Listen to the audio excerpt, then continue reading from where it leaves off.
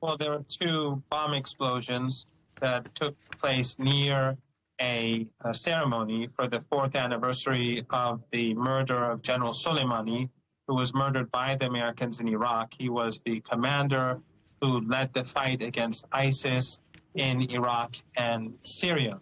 So, of course, ISIS is extremely hostile towards him, and so one possibility is that ISIS was involved, but also the Israeli regime, because it's trying to expand the war, it may have been involved. And ISIS and Israel may have done this together, because we know that during the dirty war in Syria, ISIS was active alongside the Golan Heights and was being supported by the Israeli regime. So there are links.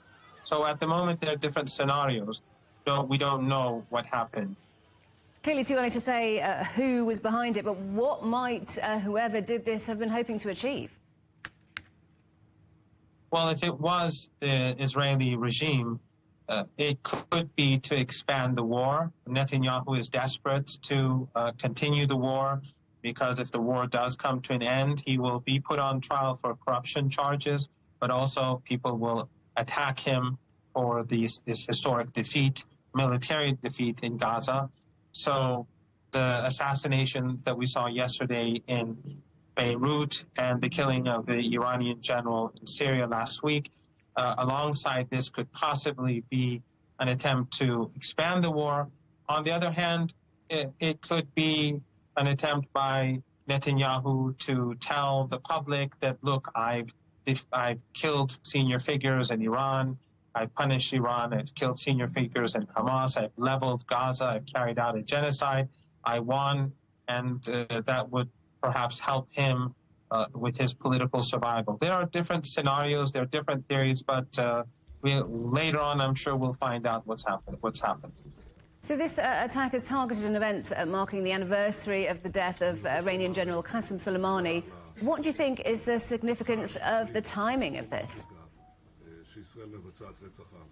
It is very important, because Israel hated General Soleimani, because General Soleimani supported the Palestinian cause. He supported the resistance against the Israeli regime.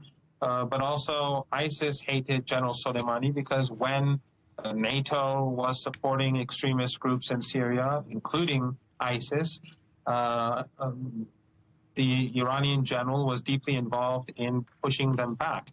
And when ISIS expanded and the spillover of the war in Syria included Iraq, he led a combined campaign against ISIS in Syria and Iran. So both the Israeli regime hates him a lot, and ISIS hates him equally. And again, since Israel and ISIS have had a history of cooperation together, it is quite possible that this was carried out by both of them.